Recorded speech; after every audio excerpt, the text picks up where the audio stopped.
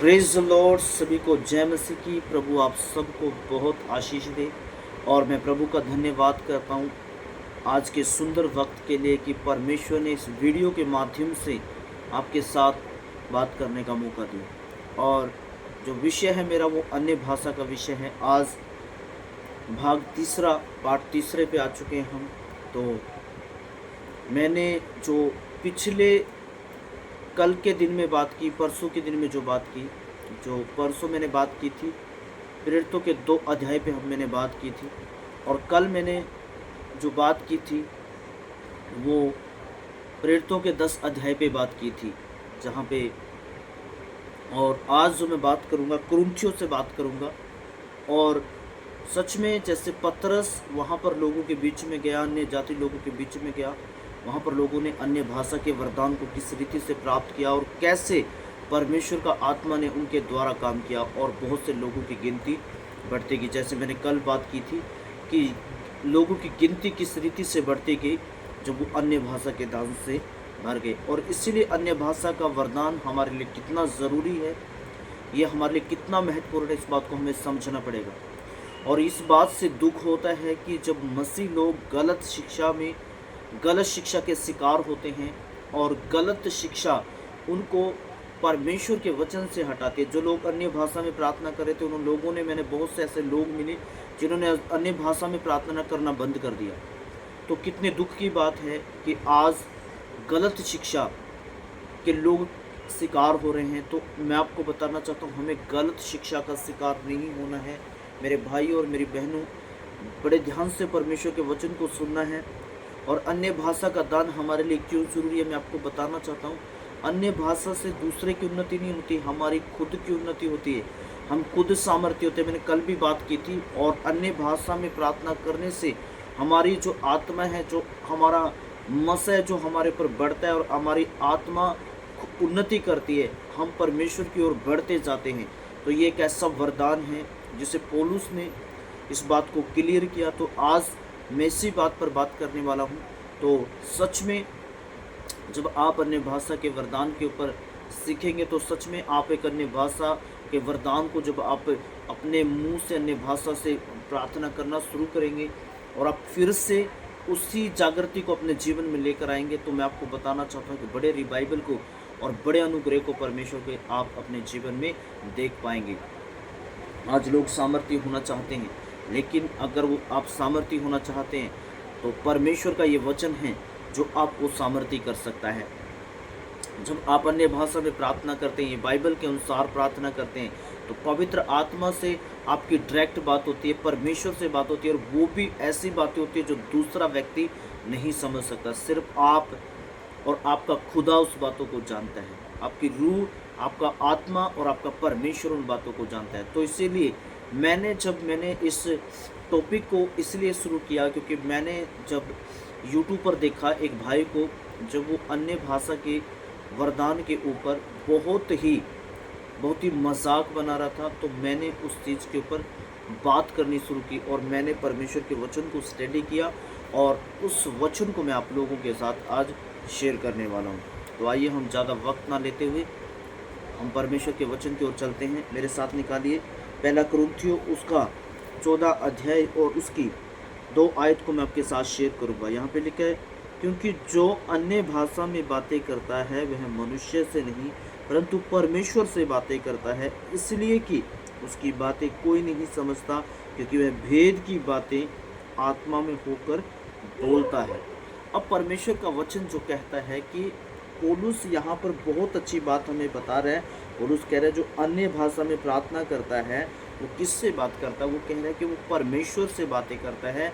और जब वो प्रार्थना कर रहा है तो वो वेद की बातें जो दूसरा व्यक्ति नहीं समझ सकता। परमेश्वर का वचन कहता है कि बाइबल हमें बताती है, पौलुस ने बहुत ही अच्छे तरीके से और अच्छे ढंग से लिखा इस बात को। और उसने कहा कि जो अन्य भाषा में प्रार्थना करता है वो मनुष्य से नहीं, वो परमेश्वर से बातें करता है और वो भेद की बातें परमेश्वर से करता है। और उस बात को दूसरा व्यक्ति नहीं समझ सकता, क्योंकि मैं आपको बताना चाहता हूँ परमेश्वर को कौन समझ सकता है?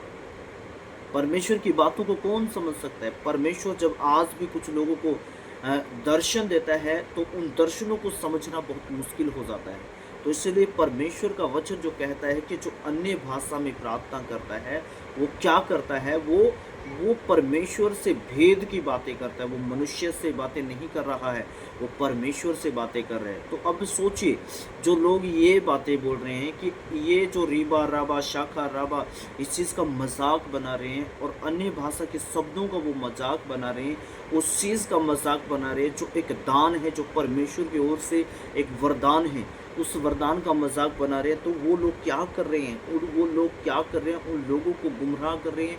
गलत टीचिंग आज सोशल मीडिया के द्वारा मसीह लोगों में फैलाई जा रही है। और लोगों ने, बहुत सारे लोगों ने, जब कुछ लोगों से मेरी भी बात हुई कुछ दिन पहले, एक परमेश्वर के दास आए, उन्होंने बताया कि वो लोग क्या करते, कुछ लोग अन्य भाषा में प्रार्थना नहीं करते। लेकिन मैं आपको बताना चाहता हूँ, बहुत सी ऐसी मिनिस्ट्री हैं जो 24 घंटे अन्य भाषा में प्रार्थना होती है, और उनकी मिनिस्ट्री में आप देखेंगे तो एक बड़े बदलाव को देखेंगे, एक बड़ी उन्नति को देखेंगे। आप देखना, जिस मिनिस्ट्री में अन्य भाषा में प्रार्थना नहीं की जाती, वो मिनिस्ट्री बहुत कम ग्रोथ करेगी, बहुत कम आत्मा में बढ़ेगी। क्योंकि बाइबल बताती है, जब प्रेरितों के काम 2 अध्याय में जब उन पे पवित्र आत्मा का दान उडेला गया, जब वो अन्य भाषाएं बोलने लगे, तो बाइबल बताती है वो बढ़ती को देख रहे थे, वो उन्नति को देख रहे थे, वो रिवाइवल को देख रहे थे। आज रिवाइवल को रोकने का काम शैतान अच्छी तरह से कर रहे हैं, लेकिन इस काम को हम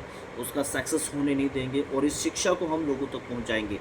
क्योंकि बाइबल बताती है कि हम जब प्रार्थना करते हैं तो ये बात आप ना सोचें कि अन्य भाषा जो दूसरा बंदा जो मुझे सिखा रहा है, आप दूसरे की शिक्षा पर ना चले, बाइबल की शिक्षा पे चले। हम लोगों को, जिस चर्च से हम आए हैं, वहाँ पर बहुत अन्य भाषाएं बोली जाती थी, और हमें वचन में इस तरीके से मजबूत किया गया, इस तरीके से स्ट्रॉन्ग किया गया है। अगर लोग हमें आकर समझाए और सिखाए, हमारे सामने रो रो कर भी बोले हमारी बात मान लो, तब भी हम उनकी बात नहीं मानेंगे, क्योंकि हम बाइबल को पढ़ने वाले लोग हैं, परमेश्वर के वचन को पढ़ने वाले लोग हैं। अगर आप आगे पढ़ेंगे तो आगे क्या लिखा है, मैं आगे आपके साथ शेयर करूंगा।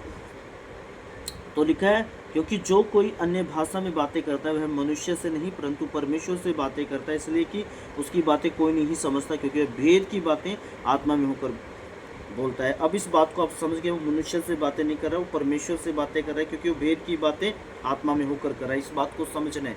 जब इस दान को आप इस्तेमाल करेंगे, जो परमेश्वर ने दिया, इस वरदान को जब आप इस्तेमाल करेंगे, ये कलीसिया के लिए उन्नति का कारण ठहरेगा, और बहुत से लोगों के लिए उन्नति का कारण ठहरेगा। मैं बहुत अन्य भाषा में प्रार्थना करता हूँ, मैंने पिछली वीडियो में भी बताया, और मैं विश्वास करता हूँ कि अन्य भाषा के द्वारा मैं आत्मा में बढ़ता हूँ। और आप भी अब अपने वरदान को भूलिए ना। अगर आपने गलत शिक्षा को सुनकर अन्य भाषा में प्रार्थना करनी बंद कर दी है, तो आप फिर से प्रार्थना करना शुरू कीजिए। मैंने बहुत से ऐसे लोगों को देखा जो अन्य भाषा में गीत गाते हैं।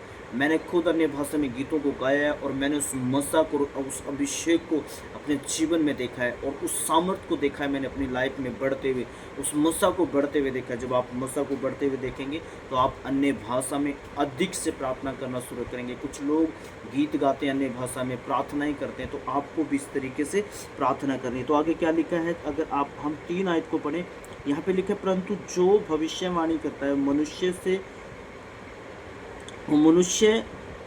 उन्नति और उपदेश और शांति की बातें कहता है। भविष्यवाणी का दान भी है, यहाँ पर दानों का जिक्र है, और लिखा गया, जो अन्य भाषा में बातें करता है वह अपनी ही उन्नति करता है, परंतु जो भविष्यवाणी करता है वह कलीसिया की उन्नति करता है। अब सोचिए, यहाँ पे क्या लिखा है, जो अन्य भाषा में प्रार्थना करता है वो क्या करता है, वो अपनी उन्नति करता है। देखिए, जब तक आपकी खुद की उन्नति नहीं होगी तो आप दूसरे की उन्नति नहीं कर सकते हैं। तो जो भविष्यवाणी करता है, बाइबल बताती है, वो कलीसिया की उन्नति करता है। उससे कलीसिया के लोग अवेयर होते हैं और कलीसिया के लोग मजबूत होते हैं। हालेलुया।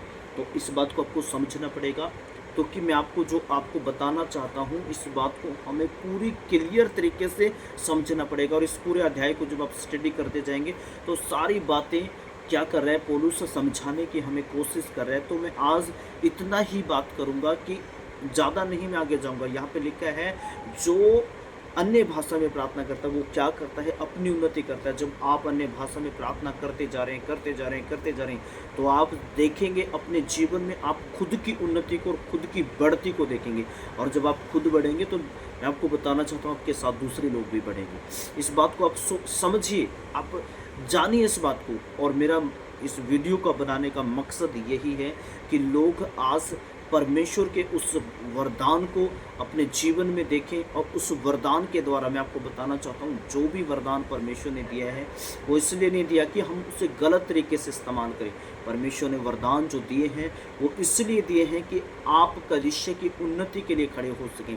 इसलिए वरदान दिए कि वो परमेश्वर की महिमा को, परमेश्वर की महिमा को आप लोगों के बीच में बढ़ा सकें। तो ये वरदान इसलिए आपको दिया गया है। और जब आपकी उन्नति होगी तभी तो आप मसीह में और उसकी सामर्थ्य में बढ़ेंगे, जब तो आप उन्नति को कर पाएंगे, जब तो आप उस वचन को अच्छे से क्लियर तरीके से परमेश्वर की आवाज़ को आप सुन पाएंगे। तो मैं आपको बताना चाहता हूँ अन्य भाषा बोलना गलत नहीं है। और जो लोग ये कहते हैं, आगे लिखा है कि अन्य भाषा अगर समझनी, तो आप इस बात को, आप परमेश्वर को एक बात बोल सकते हैं। अगर आपके पास अन्य भाषा का वरदान है और आपको समझ नहीं आती, तो आप ये बोल सकते हैं कि प्रभु मुझे इसको समझने की भी शक्ति दे।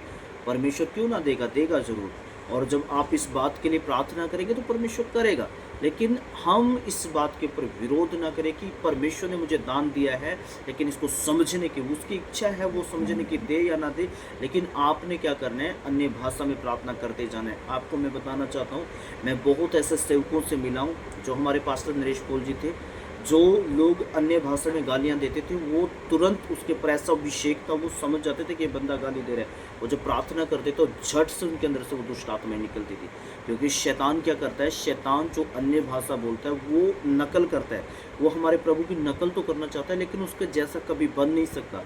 और मैं आपको बताना चाहता हूँ कि मेरी बात को ध्यान से समझिए कि ऐसे बहुत प्रभु के ऐसे सेवक हुए हैं जिनके ऊपर ये वरदान था, ये मसा था। और इस वरदान के द्वारा मैंने देखा है अपनी आंखों से, मैं परमेश्वर के दासों के साथ रहा। और जिस कलीसिया में मैं पला पलोसा बड़ा किया गया हूँ आत्मा में, उस कलीसिया में बहुत ज़्यादा अन्य भाषाओं में प्रार्थनाएं की जाती थी। और इसलिए हम लोग सामर्थ्य हैं।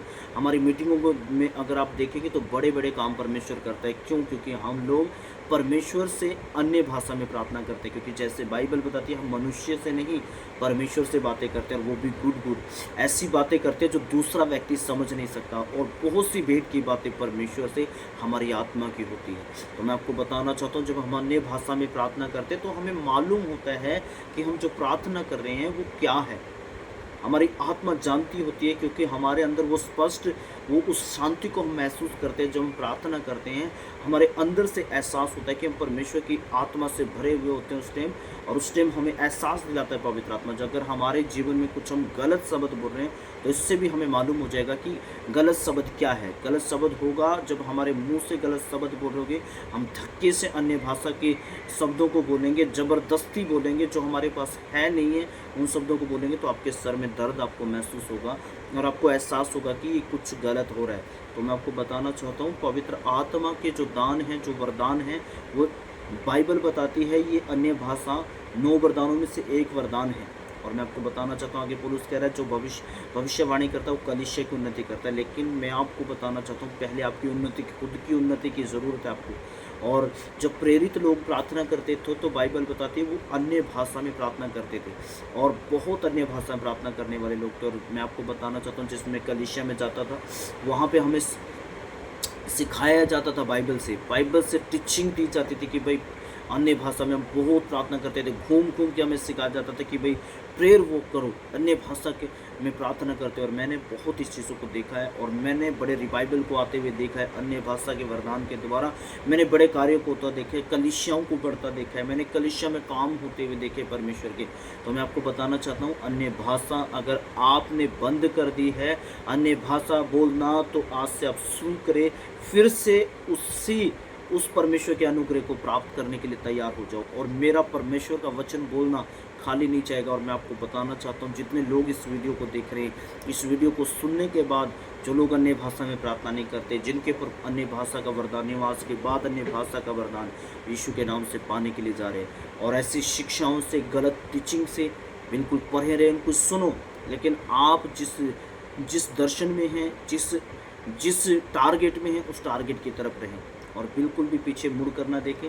और बाइबल जो कहती है हमें बाइबल को फॉलो करना है, ना कि लोगों को। लोग तो उल्टी सीधी बातें, कहीं कहीं की बातें घुसो कर बोलते हैं। तो मैं आपको बताना चाहता हूँ, परमेश्वर का वचन साफ कह रहा है, पौलुस ने साफ कह दिया है, अन्य भाषा में जो प्रार्थना करता है वो परमेश्वर, मनुष्य से नहीं परमेश्वर से प्रार्थना करता है। और पर पौलुस ने यह भी कह दिया है कि जो अन्य भाषा में प्रार्थना करता है वो दूसरों की उन्नति नहीं, अपनी खुद की उन्नति करता है। तो इसलिए आप अन्य भाषा में प्रार्थना करते जाएं। आपके घर में जब आप अन्य भाषा में प्रार्थना करेंगे, सारे बंधन टूटेंगे। और जब आप अन्य भाषा में प्रार्थना करेंगे, दूसरे को लोगों के लिए भी प्रार्थना करेंगे, तो लोग बदलते हुए नजर आएंगे। सो सच में इस तरीके से परमेश्वर काम करता है। तो अन्य भाषा का मेन मकसद यही है। और इस अन्य भाषा, इसीलिए हमें अन्य भाषा का वरदान परमेश्वर ने दिया। इसलिए कहा उसने, मैं चाहता हूँ और तुम्हारे लिए एक सहायक भेजूंगा जो तुम्हारी सहायता करेगा। और सच में जब आप अन्य भाषा में प्रार्थना करते हैं तो पवित्र आत्मा का स्पष्ट आपके ऊपर आता है और आप उसकी सामर्थ से भरते हुए नजर आते हैं और उसका मसा आपके ऊपर एहसास आप कर पाते हैं। मैंने इस चीज़ को महसूस किया है और मैं पूरा विश्वास करता हूँ। मैं बहुत से लोगों को जानता हूँ जिन्होंने अन्य भाषा में रातों को प्रार्थना की, मुर्दे जिंदा हो गए और बीमार चंगा हो गए। एक प्रभु का दास है, वो बड़ी मिनिस्ट्री करा, जब अन्य भाषा में प्रार्थना करता हूँ, बता रहा है कि जब मैं किसी के लिए प्रार्थना करता हूँ तो परमेश्वर बड़े काम करता है।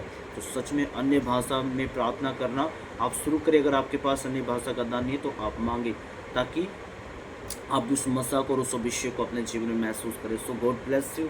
परमेश्वर आपको आशीष दे। मुझे आशा है कि आज का वचन आपसे बात की होगी, आज के वचन ने, और आज के वचन के द्वारा आपने आशीष मिली होगी। तो अगर आपने मेरे चैनल को सब्सक्राइब नहीं किया तो चैनल को सब्सक्राइब कर लें, ताकि जो भी वीडियो मैं डालूं, जो वो वीडियो आप तक पहुंचनी चाहिए सिर्फ।